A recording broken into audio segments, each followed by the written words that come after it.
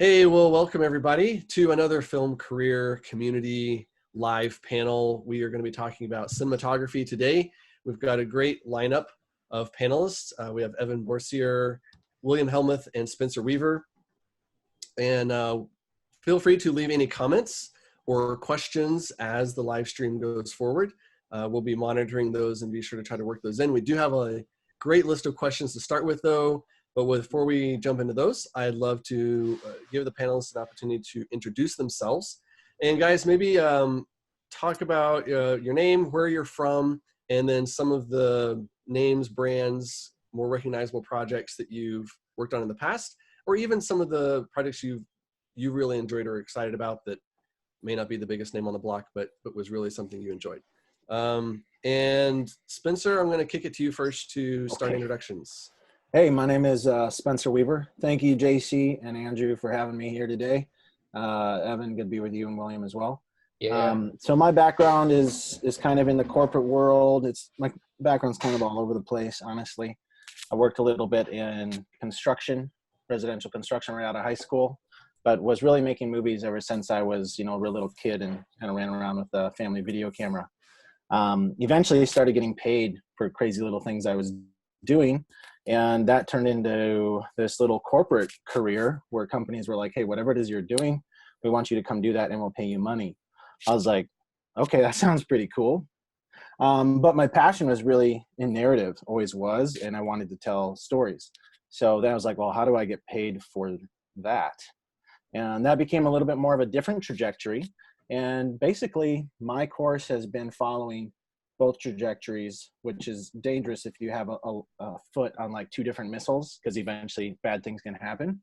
But so far it's worked out pretty good. Work a little bit in corporate, work a little bit in feature films. So that's a little bit of my background. Thank you. All right, who's next? I think Will's next. We're going to reverse alphabetical order. All right, there we go. Sure, why not? All right, I'm William Hellmuth. I messed that up. I'm William Hellmuth. I'm originally from Texas, moved out here to California to make movies. I can't really remember a time when I didn't want to make movies, so there was no like moment of like where I discovered, oh, this is what I want to do. It's really what I wanted to do since I was a little kid. So I came out here to California, went to film school, graduated, and I worked a full-time job at a company making national park travel films for about 8 years, and freelancing on the side, making a lot of like short films and web series and things like that with friends on the side as well. And then I quit that job in 2015, started freelancing, and that's when I kind of started pushing myself as a cinematographer. First just kind of doing some like corporate stuff, and then some commercial stuff, and then a couple years ago I started really making a push to try to get into narrative DP work, and that's kind of just the trajectory I've been on since then. I mean, still doing commercial, still doing less glamorous things, but like, narrative has been my like heavy push, dramatic narrative stuff, and that's kind of in a nutshell my whole, my story, I guess. My name is Evan, and I don't know, I feel like I've had a very undulating sort of career. I really fell into video. I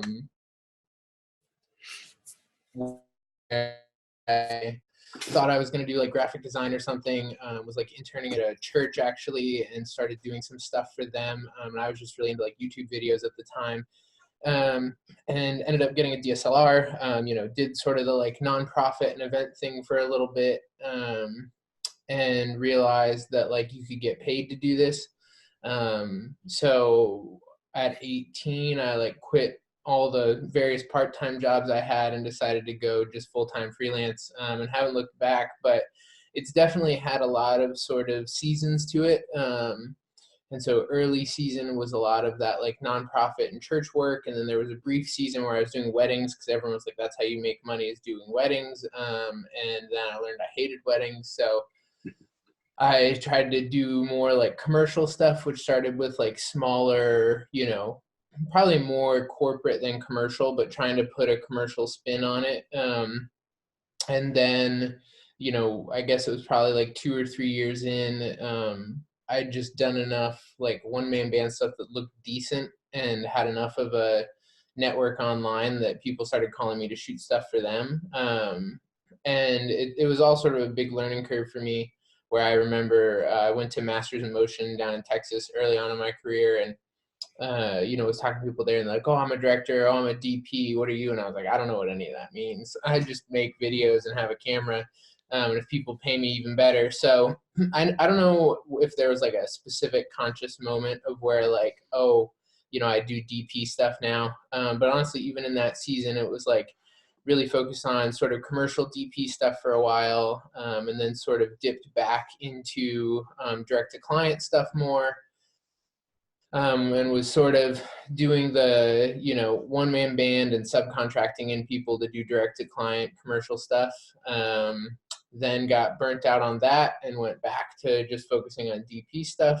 And that's sort of where I've been for a while there. And I had a little kick where I was doing a lot of internet stuff, and so some people know me from that. Cool. Well, thank you guys for introductions. Let's jump right into questions. What makes a DP a good DP? Which seems like a broad question. So you can answer that any way you want. And yeah, who wants to take a stab at that first? What makes a DP a good DP? I feel like from my perspective, it sort of depends on who you're asking.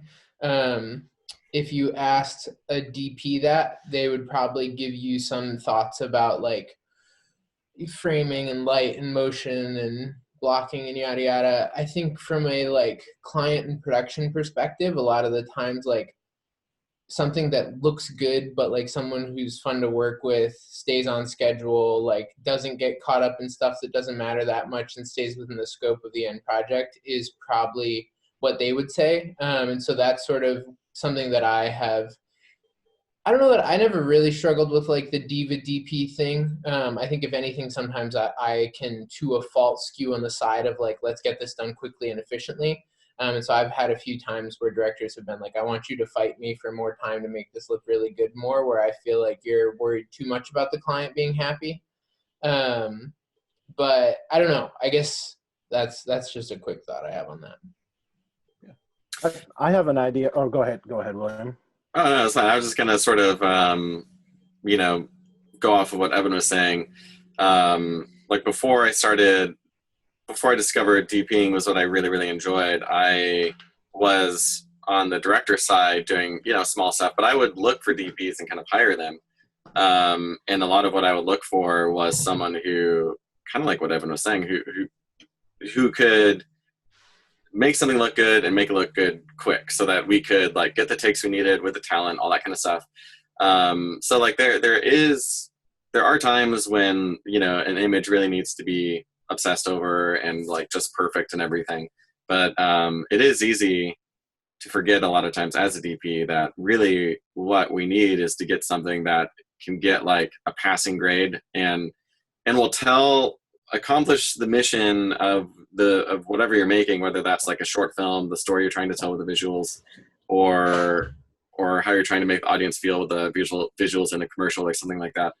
Just something that will get like a passing grade in the broad strokes of that goal, and getting that quickly. And maybe you can get it fast enough that you can do some tweaking and make it look really good or something. But just like being able to get to that goal as quickly as possible is something I think, at least for me personally, has really helped. It's funny, actually. It's not only helped like build good relationships with other directors or whatever now, but it's also helped my overall work get better. So anyway, yeah, I know that's answers much, but Spencer, you had something too. Well, I was thinking, I agree with what you guys are saying, and I think a good thing to clear up is that question is vague, and I think it's vague because there's something mystical about what it means to be a DP. Especially when you're starting out, you look at it and you're like, oh, this is like whatever that is, that's what I've got to achieve, but you don't know what it is. and people have kept it very, very mystical. And so I like, you got to remember, being a director or photographer, it's a trade. It is, yes, you're an artist, but it's a trade. So I'd like to compare almost, you can do this with anything in life. Compare it, just ask the question, but make it a plumber instead. So you say, what does it mean to be a good plumber? Well, so sort of what's required to begin that is you have to be able to actually do the job. You have to know what you're doing. So that almost has to be a given. And then the second part, what Evan and William both touched on is speed. Can you do the job, but can you do it quickly? But like William said, it's really a passing grade. Can you plumb? Do you know what tools you need? Do can you come prepared to the job? And a lot of the art side of it, that's much more subjective and mystical.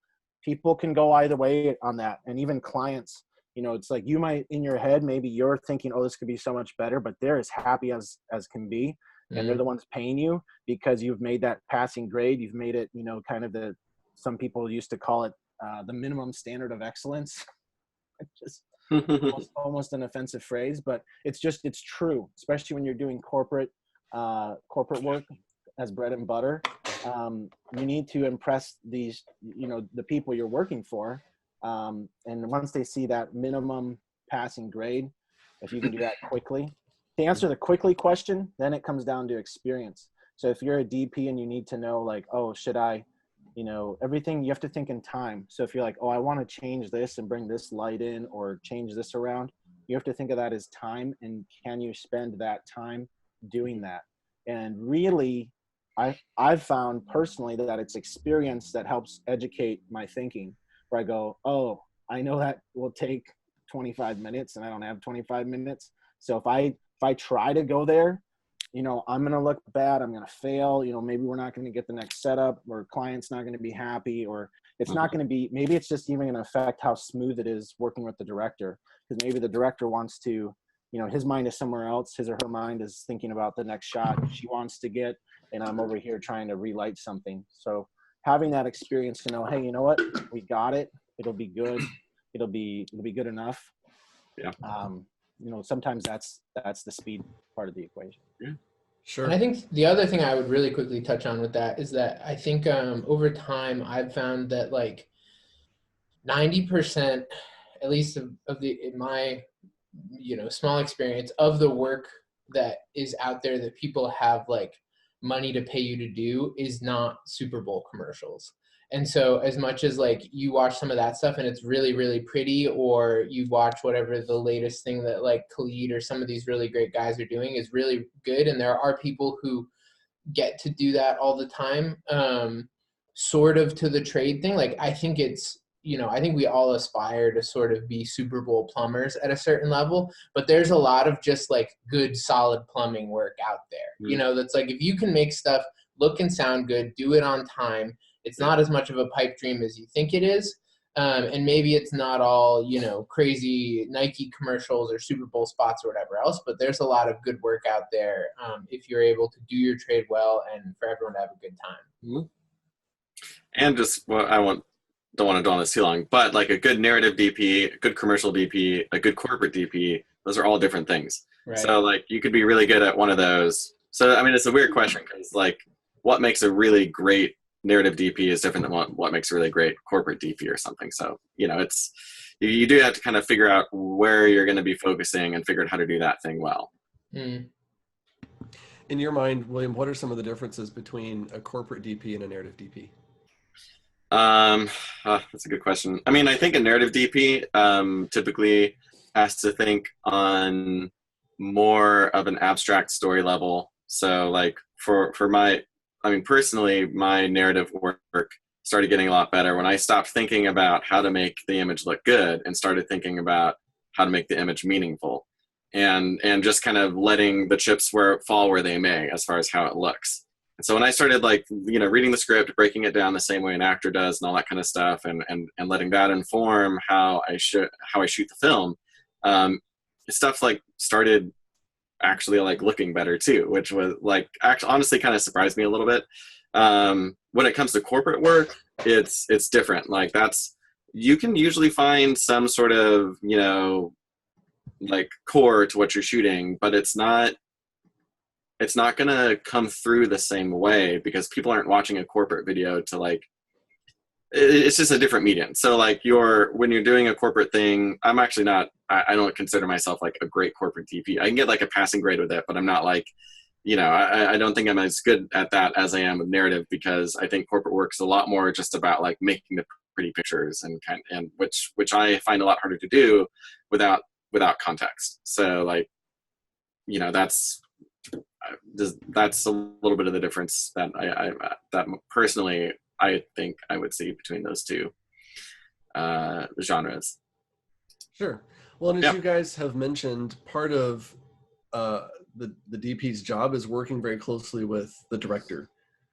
And there's a wide plethora of directors out there as well. What are some traits that what are some things that come to mind when you think about directors you've worked with that have enabled you to collaborate together and make really great work? I guess I'll jump in. I think speaking more from the commercial side, since that's most of where my experience is, I think a good director is someone who is able to know what is important about the project. Like what are the core things that this needs to be or needs to accomplish? Because usually within a commercial or like a branded content piece, even there's like core things that are trying to be conveyed, whether that's you know, this guy values his family or whatever else. There's like these core story beats that people are trying to hit. And I think a good director is someone who's able to sort of like distill what's important, help with, and you know, head up, but often in my experience, it's collaborative with like, how can we visually reinforce those core things? And then doesn't get overly caught up in like minutia of exactly how that has to play out a lot of the time, because sometimes people get really stuck up on like, this is how this has to go, and then you either like get into a location and it's not going to work that way, or you get off schedule and it's not going to work that way, or if the talent's just not playing it and it's not working that way. And so my experience has been a lot of times the best directors are the guys who do have a very clear vision, but are also very much open-handed in like, how are we going to connect these dots so that then we can pivot in such a way to like efficiently get through this and play to our strengths. And I've been in situations where, you know, we were in Oregon on a 2-day thing for this 11-minute sort of commercial doc story thing. And our whole first day got rained out. And so we just had to like pivot a whole day of shooting into like, what are alternate things we can do? What can we still do in this weather? And what's going to have to get pushed, and like, how can we push it to make it all still happen in time? And in my experience, that sort of stuff happens a lot. And like a director who's able to do that and doesn't just like explode from the fact that their like original idea is gone, is really important. And people who can like lean into stuff and be like, hey, what if we tried this crazy thing, but who can also just sort of give you rope to play. And I think that's where a lot of the directors who I work well with, you know, we talk minimally about what's important, and then I think, you know, and have a lot of conversations up front too, I think, to sort of like set a precedent so that we're on the same page. And then once we're on set, it's almost like just very much shorthand to like get between what we're trying to do, where most of those big conversations up front of like, what are we trying to do, how are we trying to do it, what are the rules of this world, what's in bounds and what's out of bounds sort of thing, so that then once we're there, we're not really getting too specific about like, how energetic is this and what's the exact framing of these things. You know, sometimes it's that, but a lot of the times it's a director who's able to sort of like create edges of the world and then sort of help get everyone through that work. Good. Any other thoughts on, you know, some of the comparative things, even from the perspective of a director wants to hire a DP and they want to enable that DP to do their best work? Anyone else have some thoughts on suggestions? Yeah, I mean, one of my best collaborations with the director was last year. It was a feature film I shot, and we shot like something like 80 pages in like 8 days. It was insane. Wow. But the director was just like, he was organized. Director knows how to kind of control the set. knows, you know, block, light, shoot. The actor is really good at blocking his actors and then like giving me and my team the time to kind of light the scene and figure all that out. And just like that organizational, you know, understanding, like if we want to be efficient, we need to do things in this order, and then, you know, sticking to that. And because of that, we were able to blaze through like 10 or 13 pages a day. And it was actually like some of the best work I've ever shot, even with stuff that I had like twice as much time to shoot.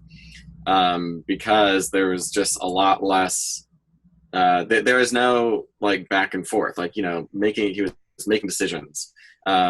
And he was very clear with me, the things where he was just going to let me, you know, blocking the actors, kind of let me figure out how to shoot it. And the other things where he needed something done a specific way as far as the shots go. So it gave me a lot of confidence that like, if I was going to take the extra time to like get this one shot that he was insisting on, it gave me a lot of confidence that it actually was important, because he wasn't doing that with like every little thing. Yeah, I think one thing that kind of in my experience, I worked with a couple different directors who have been like different types of directors. I mean, so some people come to the table and they want to look over your shoulder, and so this is from the DP perspective, they want to design every shot. And then the other end of that spectrum is people who they're like, I don't know. They have no idea what it should look like. And they're more focused on the story, but in an ethereal way, not in a visual way. So they want to be, you know, the emotion of it is important to them, or maybe even the precision of it, like in the corporate sense. So I did one where it was a corporate, but it was a narrative story. And they were still more concerned about the precision of communicating the ins and outs to their company was more important than the emotion of it or the visual of it, you know. So that's what they were there for. And so my advice coming in as a DP is, the first thing I always look for is you want to build the rapport ASAP. If it's somebody you don't know and you're about to go, you know, out in the desert on a commercial project with this person, you have got to fast track that. You've got to get in their head and let them get in your head, and you've got to get to know each other, because you're basically working hand in glove. And for me, it's about building that rapport and a type of synergy where you want to be able to have that shorthand when you get to set. So you have to build it in advance. You have to come there already knowing this person a little bit, or at least as best you can. And sometimes you might not meet the person, especially in a corporate sense. In a narrative sense, you can have, you know, could be a few days, could be weeks, could be months of pre-production to be talking with this person. So that's really advantageous. In the corporate sense, you might not meet whoever they're saying the director is until the day. And it might be someone from their company who is not like a professional film director, or they may have hired a director to come in, but you still might not know that person. So I look more for harmony and complementary type situations where you don't have to sing the same notes. You don't have to all be on exactly the same ideas. The point is the director has ideas and you have ideas, and you want to bring your creativity to that situation. Sometimes submit it when you need to go through that lens. And I find that, you know, if you can get in their head and you kind of know what they're thinking, and then you start I'm putting up all these little things I'm watching for. So day one, I do something and they go, oh, I didn't like that. And I go, okay, you know, that helps me adjust inside, because I go, all right, I thought this is what they would want to do, but it's not. So now I'm going to adjust, and then I'm going to do the next thing until I finally, you know, hopefully hear them say, hey, that's exactly what I'm going for. Then I'm like, okay, I'm getting you dialed in to where the visuals are now matching closer to what you originally envisioned. So that's my goal, is to get to that place. And then, you know, sometimes they might say, hey, I have no idea what to do here. And they might actually look to the DP for a suggestion, even on blocking or something like that. And that's where you can say, based on what you've done these other times, you know, maybe a congruent creative idea would be this. And you can present that, and they're like, yes, that's perfect. And the reason you're able to present an idea that then they go, yes, that's perfect, is because you've collected all this data rather organically, but you've watched them, seen how they work, seen what they like, and then you've created a suggestion using your creativity, and they go, yeah, that's great, it fits in. And it's like win-win. So to me, it's all about, it's got to be building that rapport and getting to know the person as much as you can. Sweet. Yeah. What are your thoughts on you? Someone mentioned the blocking and everything. We had a question come in that was asking how involved should a DP be in pre-production and even up into the blocking process on set?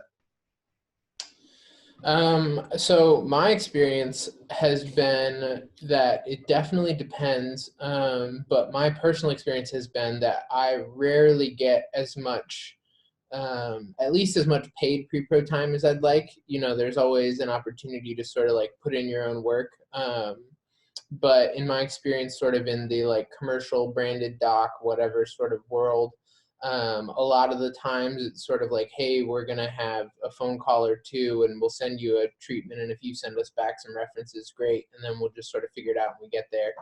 And that's okay. I always like having more time, and it's something that I've been pushing for. And so I always get super amped when we actually have like tech scouts and prep days and stuff like that, and can sort of like figure it all out ahead of time a little bit more. But I guess my experience also has been that I fly to a lot of jobs. You know, a lot of them tend to be like commercial travel branded doc things, and so we don't always have the money to sort of like go out there ahead of time, or for whatever reason even to like get there, you know, early enough to do any overly extensive scouting. Or if you're scouting, it's all locked in already, so you know it's only so helpful. But I think, you know, being as involved as you can, I've personally started to be intentional about talking to producers and being like, hey, can I like see the schedule before we lock it in? Because sometimes there's really simple changes you can make that make everyone's life way easier and make stuff look way better. I was on a shoot in Chicago this last summer, and for whatever reason, we shot from like 8 to 11 all interiors, and then we shot like 11 to 2 was all our exteriors, and then we went back inside, and I was like, I don't know who thought this was a good idea, but it was not a good idea. It was just straight up like up and down, you know, harsh sunlight for all these big exteriors of like soccer stuff, and it was just one of those like, if we could have just flipped the schedule a little, this would have been easier. But, you know, I think for me, that's where a lot of the work happens, with just conversations with the director, trying to get as much information out. And to what Spencer was saying, sort of doing that probing game of getting a sense of like, what do you like? What do you not like? I try to do those check-ins, especially with directors that I'm working with for the first time, both like throughout the day. And then if there's like an end of the day opportunity to have a chat, just to sort of go, hey, you know, what went well, what didn't go well. Yeah, so I think as much as you can, just sort of like sticking your hands in the things that matter. And then at a certain point, not sticking your hands in things that you either don't have any control of or aren't going to matter. But yeah, and then once you're on set, obviously too, coming back to that pivoting thing, there are definitely times where it's like you walk into somewhere, and I feel like I always try to have 360 vision, because sometimes like, we're going to shoot this over here, and I'm like, can we do it right over there instead, because it's going to like look way better. And so, you know, some of that's game day calls, or, you know, moving someone from one table to another table, or whatever else it may be. You know, I think a lot of my experience has been, especially in the like branded doc sort of side of commercial stuff, there's a lot less blocking and a lot more like, let's sort of give talent like a rough thing they're doing, and we'll just sort of play around it. But definitely sort of like just having room to play. And another little thing there that I've done with a lot of directors is we'll go, you know, sort of whatever you want out of this. Like if you're like, I really want, you know, a wide master of this, and then we want like an insert of whatever, this check getting handed over, or these people shaking hands, or, you know, who knows, whatever thing is going on. And then, you know, we'll do sort of like the 3 takes that cover their coverage. And then one of the directors I work with, he always calls it DP's choice. And he's like, you get one stab at the scene that you just do whatever the heck you want based on what you've seen. And we'll usually run the whole action. I'll just sort of, you always see stuff that you're like, that'd be sort of cool while you're shooting other stuff. And so I'll just sort of run around and grab some crazy stuff. And a lot of it makes the edit and some of it doesn't. But that's sort of something that I've done as, I think, just a compromise with directors, is be like, if we don't have to like super hash out every bit of this, like you tell me what you need for the scene to play as it's boarded or whatever, and then instead of me trying to like change stuff on you, just give me like 60 seconds to run it again, and if it works, it works, and if it doesn't, great. Yeah. Let's check in online. Are there any comments or questions being asked, Andrew? Yeah. So we had a great question come in from Craig, and he's asking, and kind of tying into what Evan was talking about and some of the rest of y'all. So tips for prepping a location that you're not able to scout beforehand. I'll let Will go because I just talked. Sure. I actually do this a lot, so that's good. If the director scouts or anyone is scouting at all, then the obvious answer is get a lot of pictures, video, 360 of the whole room or whatever. If you can't get anyone to scout the location before you, then what I've done a lot of is Google Maps, and I'll try to figure out like which direction the sun's gonna be going, all that kind of stuff. Try to look at it from above and street view and everything. I'll Google, like if it's like a restaurant or some kind of a place where you might be able to find some pictures on Google, then look at all of those. Just try to be just stock the place as much as you can, and then what I do is I come up with like a few different lighting plans or shooting plans for the place, because I usually feel like I have an idea of how this could work, but I'm not like 100% sure. So they're like, okay, well, if the ground's stable enough, then maybe we'll lay some track. If it's not, dolly track or something to get this cool shot. If it's not, then let's explore this other kind of like pan and tilt shot from over here, because that looks like that might work or something. So I come up with like a few different options so that when I get on set or to the location, I'm not kind of like caught not knowing what to do if my perfect plan didn't work out. Another big thing with this is just goes back to what I think prep should be, which is like 50% of it is the specific planning, your shots, your lighting, all that kind of stuff. But truly equally important to all of that is figuring out especially in the narrative world, your core for everything you're doing, the subtext and the why behind all of your shots. And if you've designed a good visual language for your film or your project, where you've already set up like rules for shooting, then when you're approached with scenarios that maybe don't fit with your plan, you can always kind of look back at your Bible, at your rule book, and use that and say like, well, okay, how can we apply these principles in this location, even if it doesn't fit with my plan, and then you can do that and the core stays the same. So I would say like both of those are equally important for prepping to a place that for a location that you don't get to scout. Yeah, I've had that happen to me a lot on corporate gigs, and even sometimes on features where they have to change a location last minute, and maybe it's a location nobody's seen, or they say, oh, well, the director's going to buzz over there because he's got time. You don't have time, or whoever, so somebody may have gone and looked at it. A producer may have looked at it and they decided, this will work, but maybe you haven't seen it yet. So in both cases, I would do the same exact thing where when I arrive, I've had zero pre-production here. Pre-production is not something you can ever skip. It still has to happen, but now I'm going to do a very abbreviated version. So when I get to a client in the corporate sense, I say, look, time out, here, and I'll even let them know this ahead of time, but it's like, we're going to go around and look at what our options are. Even if the option is only one room, like maybe they tell you, hey, we're going to do a bunch of interviews. That's a big part of this. And we've reserved this conference room. Okay. But they didn't send a picture of the conference room, or it wasn't doable. It wasn't possible time-wise, whatever. You never saw it. So let's go look at that place. Once you look at it, just know in your mind, you're going to take 20, 30 minutes to look at it before you bring all the gear up, before you do any of that. Maybe you have another guy unloading. I do this frequently where I'll have someone unloading and I go in with the client. We look at all the spaces and then we make a game plan. So you're still able to do that pre-production. You just have to do it much more quickly you have to make decisions more quickly and then proceed with the plan.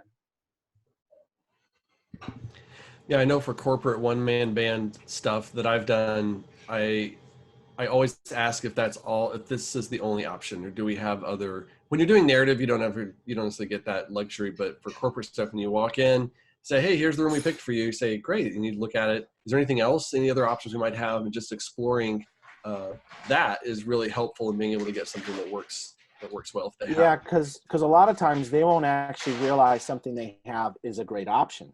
So they're not thinking that way. They're thinking anytime something happens, we book a conference room. And maybe there's like a really great area that's got a really cool, huge window. And you're like, can we shoot there? And they say, oh yeah, I never thought of that. I mean, the classic one is you go into the conference room and they flip on every light switch and they go, that should be enough light.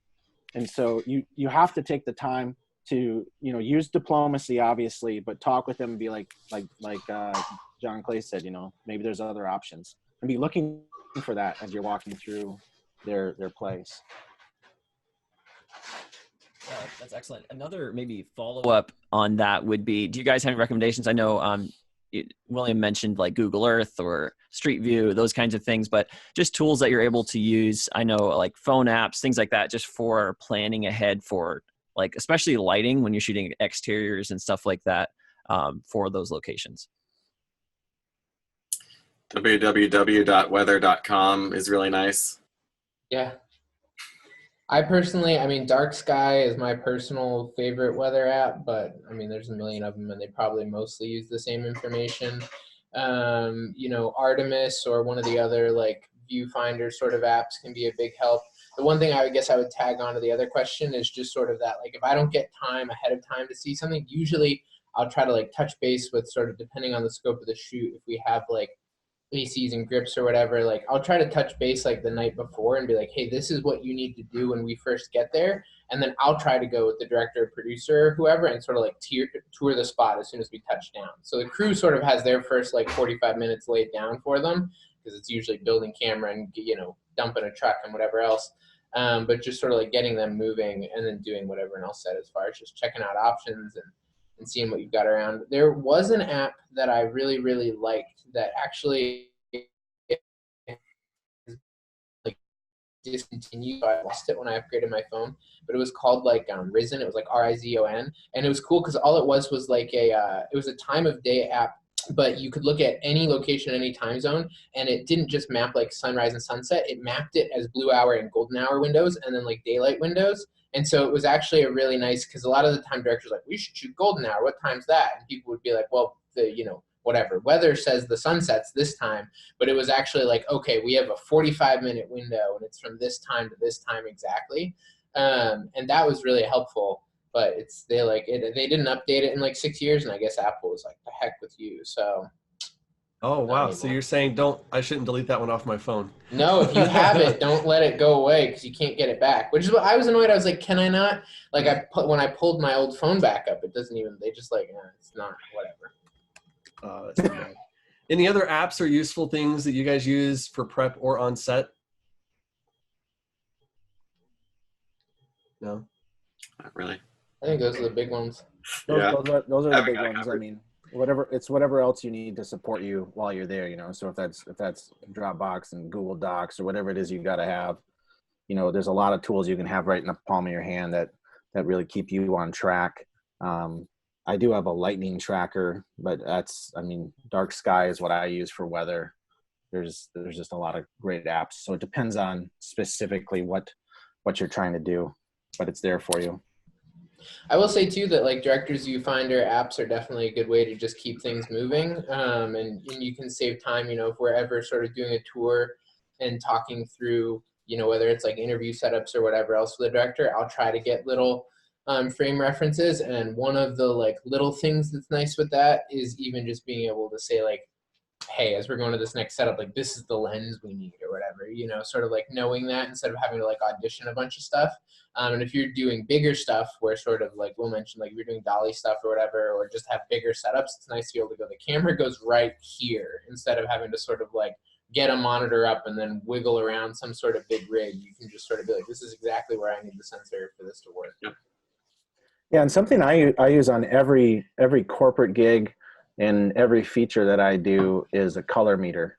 I do have a light meter. I don't use my light meter hardly at all. Sometimes I'll use it when I'm doing a feature.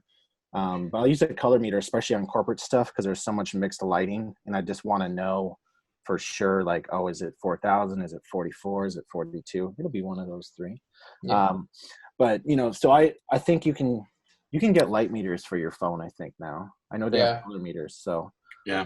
but I have a physical light meter, or light and color meter. I have a light meter too, and I use it all the time.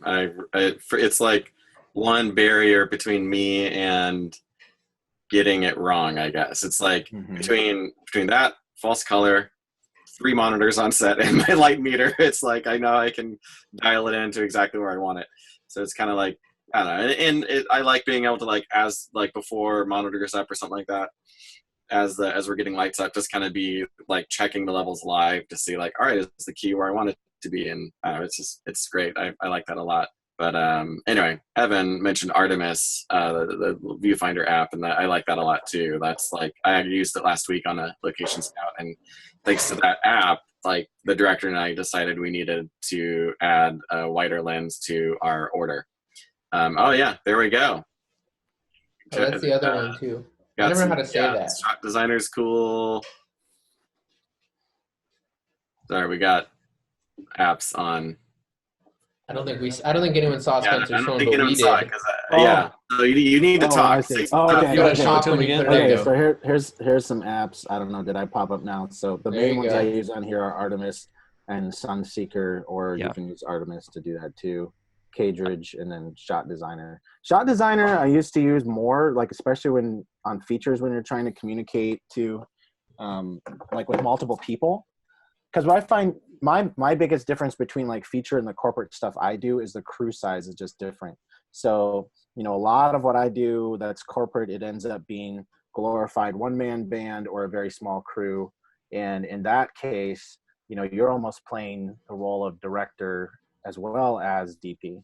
So, you may come into a client and they don't necessarily, they're not a director. They're not maybe providing a director. They're probably doing some of the producing work. So if you boil everything down to like tasks, like here's what a DP does, here's what a director does, you find that a lot of those duties end up crossing over into what you're now going to be responsible for.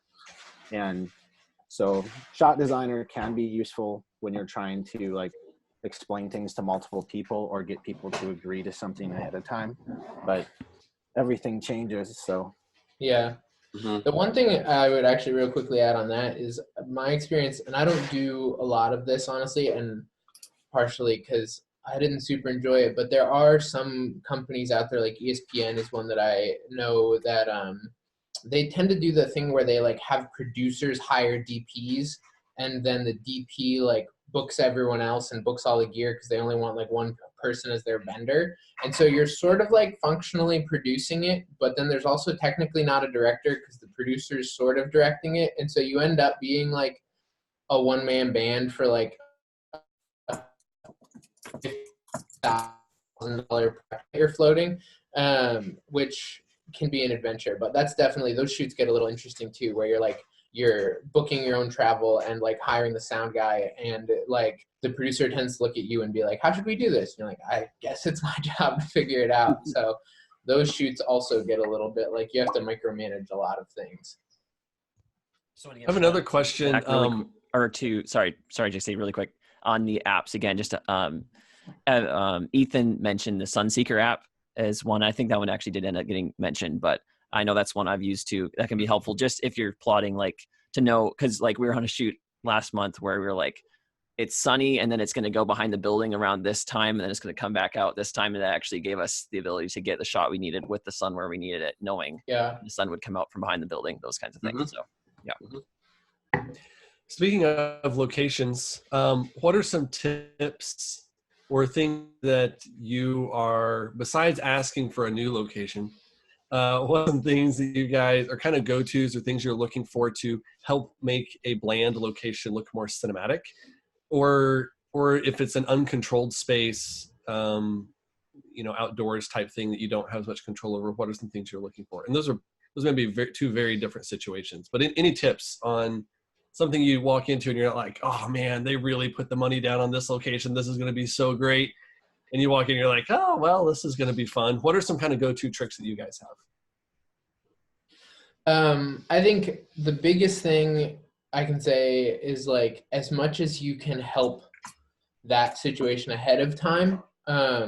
So like give art all the money you can if there's an art department, you know, ask questions ahead of time, or even if there isn't like a full art department, just asking like, hey, can we get any plants in there? Can we get any sort of anything that'll put shape in there? Can we put things in, you know, your sort of stereotypical white walled conference room? Obviously there's like I had a shoot probably 2 years ago that went the other way, where we got to this location and the production company and client were all amped because it was this like super cool like 3-story apartment thing, and we used it for one interview. And so I was just like, could we have gotten like better lenses instead of blowing money on an interview location that really didn't matter? So it can go both ways too, but I think that definitely like anything you can put ahead of time, whether to either like just call out like, hey, that's going to be a rough spot. Can we like pivot anything? Is there another way we could do that? Or to say, hey, some of my favorite moments in my whole career have been watching what art can do to a space, and just seeing how much people can come in. I did this one commercial. It was for the West Virginia Lottery, and it was probably the biggest like production-y type commercial that I've done. And we were filming all this stuff in like a gas station convenience store, and we needed to shoot a bunch of like interactions with a cashier basically. And they had remodeled this whole convenience store for the spots. And the back wall was like light tan. And so I came in on the day of the pre-light and I was like, that's going to be tough to like pop the talent on. Can we do anything about that? And Art was like, we can paint the wall for you. And I was like, yes. And they did, and they just put this big stripe right across where like the talent was going to be. And it was the greatest thing ever. But I was just like, if only that you could do this everywhere. I just want to, there's like removable wallpaper. I'm really tempted to like play with that and see if it wouldn't be useful for like, I feel like if you're framing tight enough in an interview, you could do the like reusable wallpaper thing without totally jacking up their walls. I've not actually tried it, but I feel like it'd be interesting. Mm-hmm.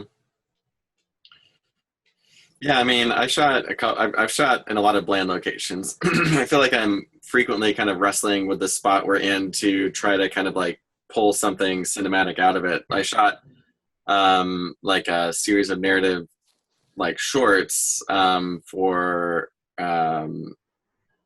Saddleback Church last year, and we were shooting in this house, this big kind of like bland, it was a bland house. And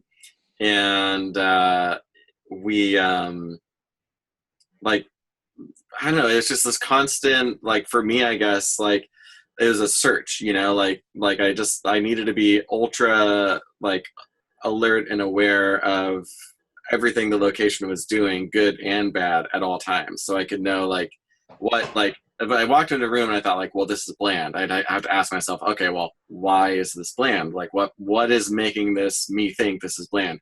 So identify what that is. Like, oh, maybe it's just like this, like we shot some stuff in like this little classroom or whatever, and it's supposed to look dramatic, and it's like an elementary school classroom or something, you know. And you know, I kind of looked around and was like, well, these fluorescent lights, like that's making it look bland, and then like some of the way things were arranged were making it look bland. So I kind of had to figure out like, okay, well, so then like what part of this classroom do I want to show with the camera?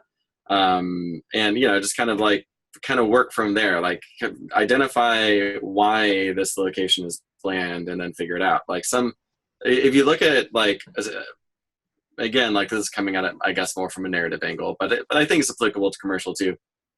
Like there's some great cinematography out there in locations that we would definitely look at and think of as bland. Like Sicario is a great example. Like there's this room and they're all in this like, there's a scene when they're all in this white room and there's this like ugly yellow light in it just filling up the room. But like you're looking at it and the cinematography in that really, really works. Like it'd be easy to look at this room and be like, oh no, we need a more interesting interrogation room or whatever. But like, because of what that scene needed to accomplish and the emotional arc, like bland, it didn't really matter. And I mean, it's Roger Deakins, but still, like, you know, he finds a way to kind of like lean into that and pull something out of that, says something. So anyway, at least there's some story there. You know, yeah, right? exactly. And when there's not story, I mean, that is always more difficult. When there's no story, for me, it always just comes down to like to trying to create some kind of contrast. And maybe that's like, Yeah. you know, using color or something on, like, if it's a ugly white wall and I can't paint it or do something like that, like, well, maybe I can put some color splash on there that'll contrast with the subject or something, just like, or I can make it way darker, just some kind of contrast, you know, or a combination of those two things, just something. That's what I always kind of fall back on when I can, you know, when there's no story to go off of, it's just contrast. How can I make that happen? So yeah. Well, and like here's an example. You know, they tell you, oh, we want a shot of our secretary, and she's sitting at the front desk, and it's just like the most boring place in the world. Mm-hmm. And there's no story to that. So then you have to think, okay, well, how do I build a human connection to this frame? You know, maybe I can't put a plant back there. Maybe there's literally nothing you can do to change. So we talked about ways you can change it, and those are really great ideas. But maybe there's nothing you can do to change. So now maybe in your control, you still have lighting and lens. So you could say, you know what, I'm going to put on like a 32 mil or something and get like this really like personal in her face type shot. And it's going to be all about her. And I'm going to light it like it's a photograph. You know, or maybe they're saying that maybe there's no time to light it. And at that point, you just need to kind of bury your head in your hands for a few minutes, cry, get it all out, and then go shoot the thing. Yeah. But, you know, to answer the outside question, you know, what do you do outside? This is where you're going to be thankful you were a wedding videographer first, because you're going to look at it and you're going to go, okay, I'm outside, big wide world. And if I shoot right there, it looks terrible. But if I move over 12 feet, it looks great, or it looks fine. It looks passing.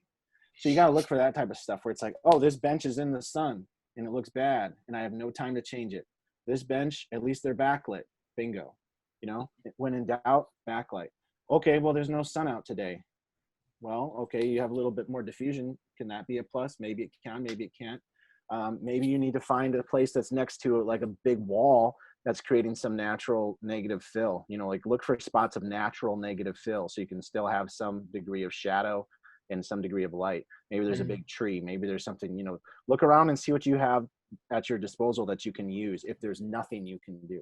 Now, if there's stuff you can do, well, that's my hunch is that question is not coming from a place of, oh, we have a 40 by fly swatter handy.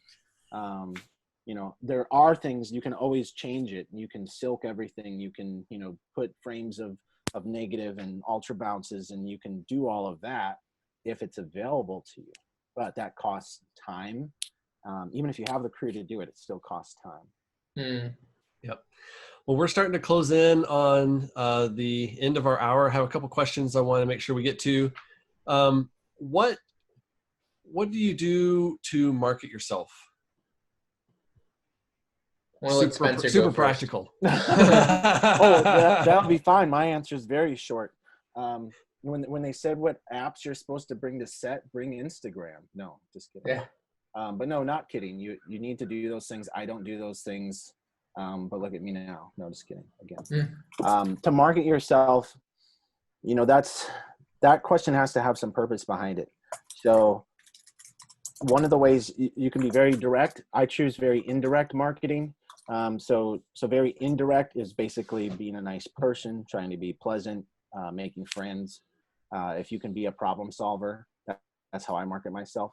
Not by going around and telling people I'm a problem solver, but by when I work with them, solving their problems, not their personal problems, but their on-set problems. Sometimes directors just need a shoulder to cry on. That's true. So I think for me, I'm going to stop there because that is kind of my philosophy, is it's all about just being a good person and doing the best you can. There's a lot of truth in that. You know, that's definitely a huge part of it. Mm-hmm. William, Evan? Yeah. For me, marketing myself, I mean, really it comes down to just, you know, meeting as many people as I can. I'm always trying to find new people who I can go shake hands with, you know, grab coffee with, grab lunch with, drink with, whatever, just kind of just meet people, and people who I think are like, who I like being around. And so there's always that kind of initial contact with them. Another way I market myself is just on, I guess, on social media, but that's usually not my first point of contact with someone. It's usually meeting them in person, stuff like that. And then maybe we follow each other on Instagram, add each other on Facebook or whatever.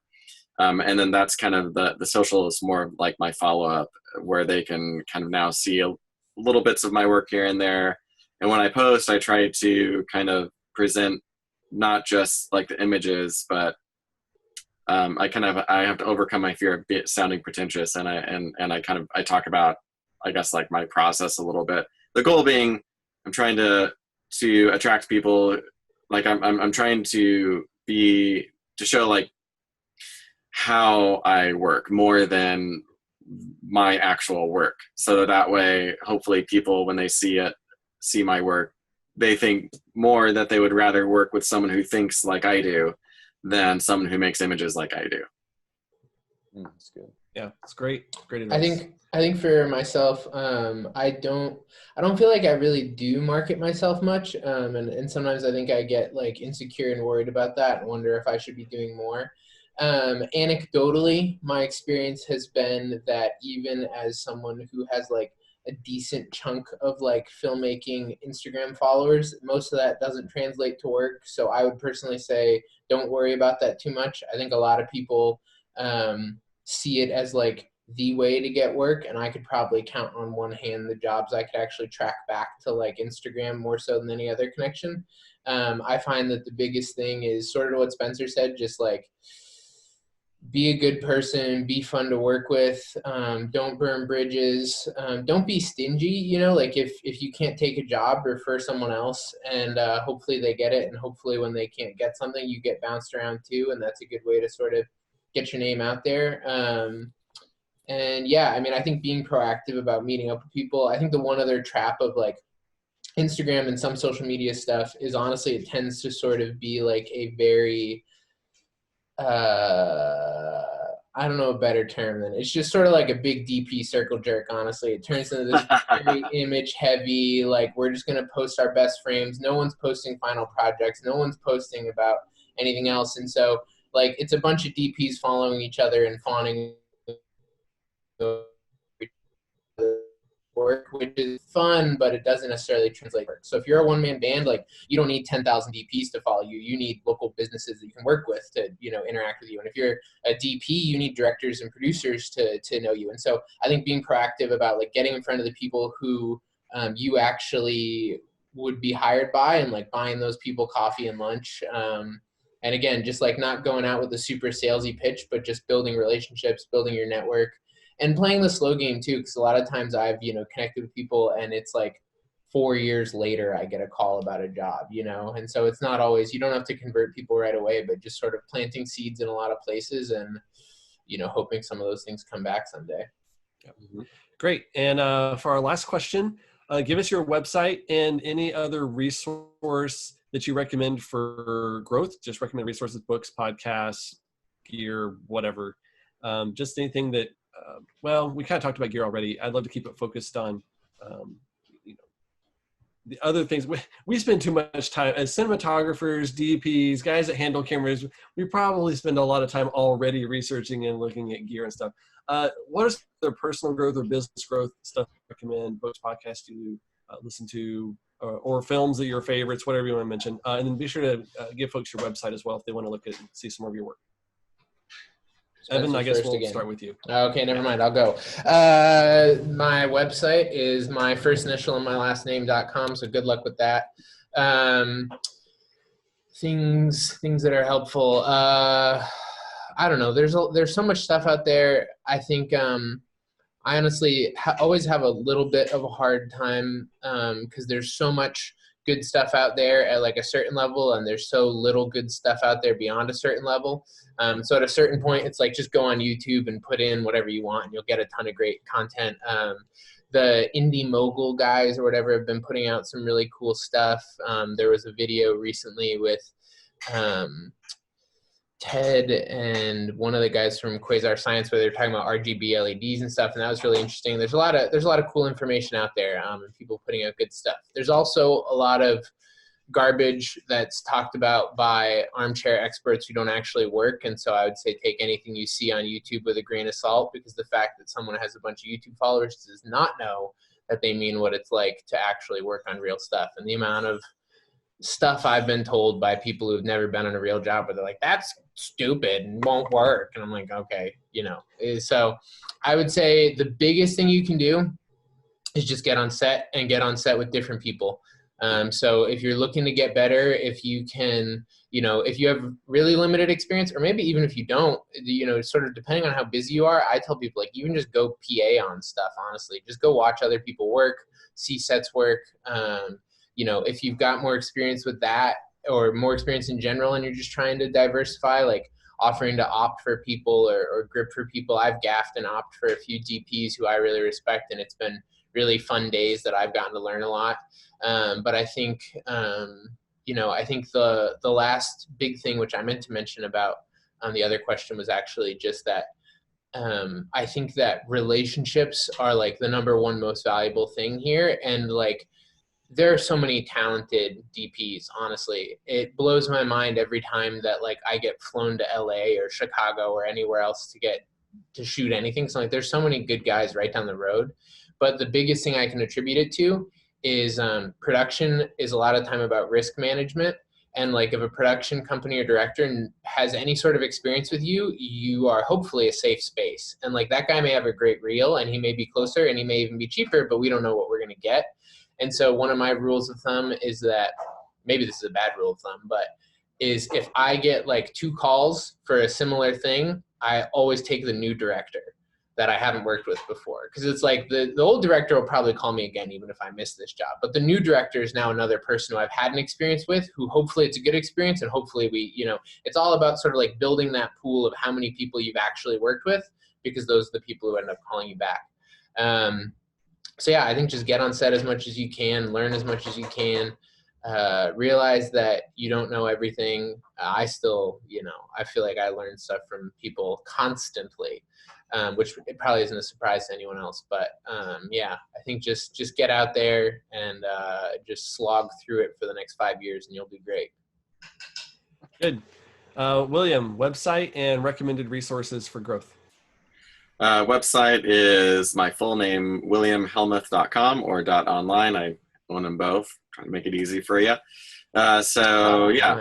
Info's up there. Resources. I mean, pretty much a lot of what Evan said. Just, get on set, watch other people work. Lots of great resources online. I also think Indie Mogul has some awesome stuff out there. Watch that. I don't really listen to any filmmaking podcasts anymore. I did for a while, and not that they were bad. I just after a while, I just felt like I stopped. Like, you just kind of hear people talking about gear a lot, or a lot of information that, like, because every set is different and unique with different challenges. I don't know. I stopped listening to them because I was trying to kind of copy what they were doing too much, I felt. So anyway, so now I just listen to a ton of audiobooks, and that's super fun. So that's, what I'm listening to in my car.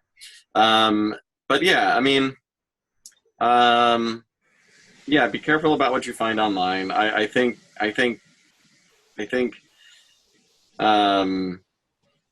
finding tutorials from like more, people who can verify are like out there and actually working is really good, or learning personally from another DP who is someone like significantly who's someone like further along in his or her career than you are, because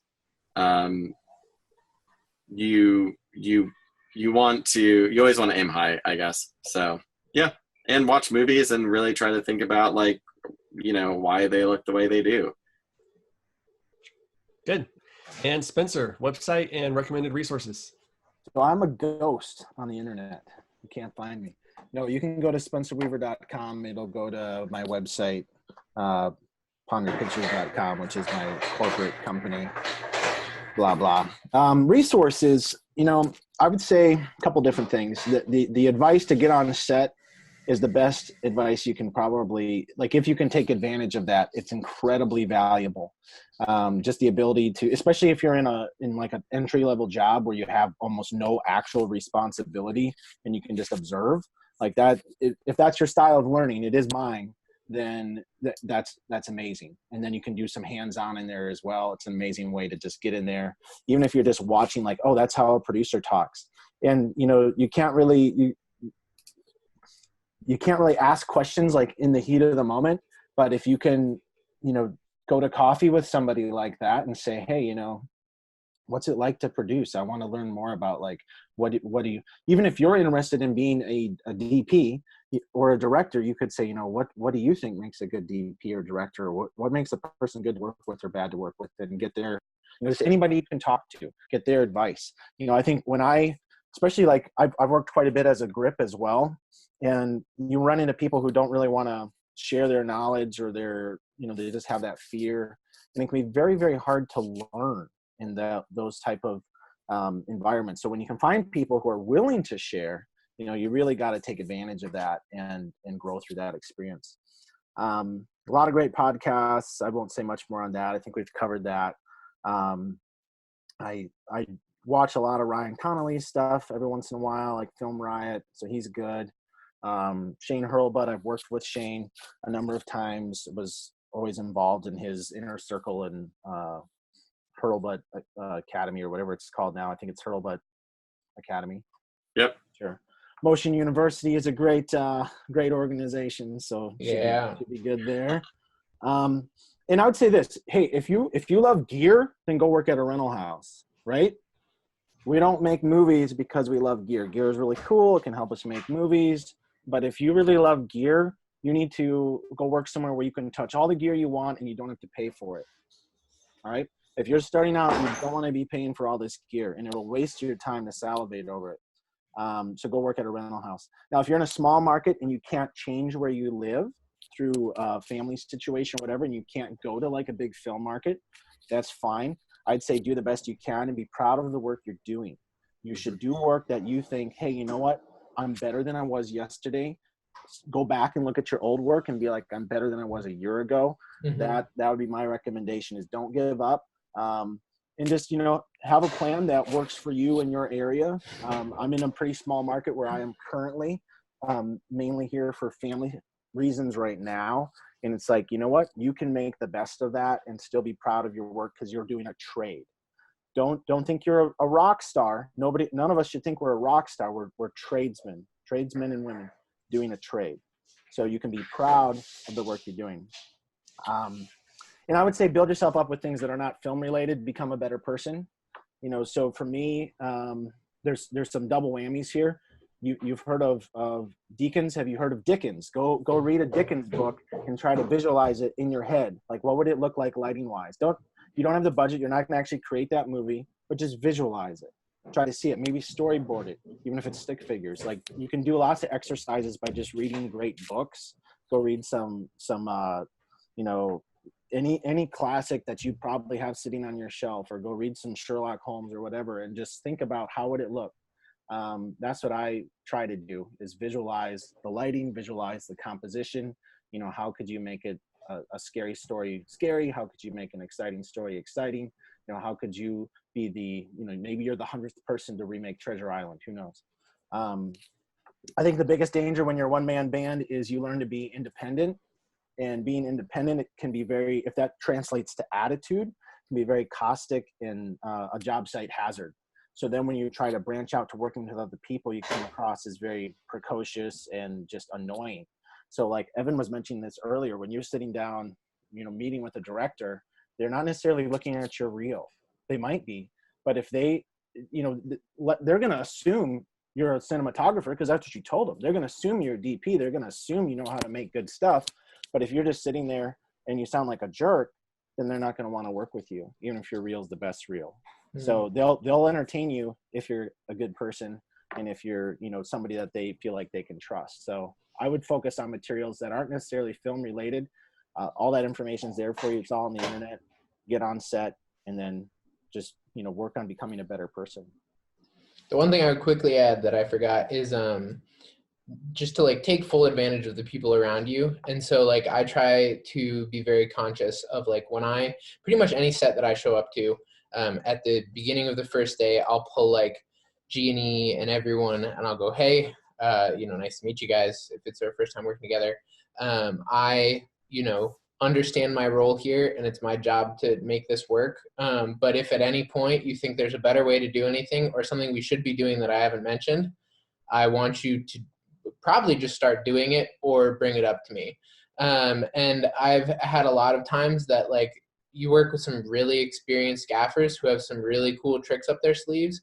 And I've learned a lot of stuff that's nowhere on YouTube that I'm aware of. And so taking the time to actually like create space for the people who are working for you. And then even back when I first started out doing one-man band stuff, there were a number of projects that I hired DPs on, even though my intention wasn't necessarily to continue down that road, because I would just get to watch them work. And so sort of collaborating with people, I've definitely had that happen the other way too, where like production companies have brought me in on stuff. And I know it's probably not going to be a long-term relationship. It's more like a, let's learn what we can and, take this to our next thing sort of thing. But like, if you're like, oh, I don't really work in a big market or whatever, like if you get a decent project, consider bringing someone in whose work you like, because at a certain point, I think most of us, if we're getting paid, are happy to show you how we're going to do what we're going to do.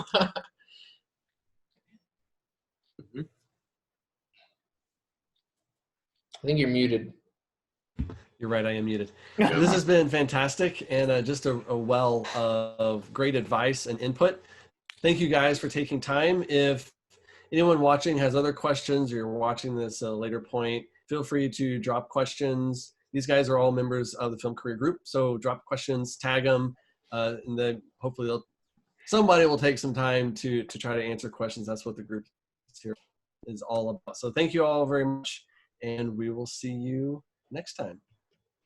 Yeah, man, thanks for having us. All right. Yeah.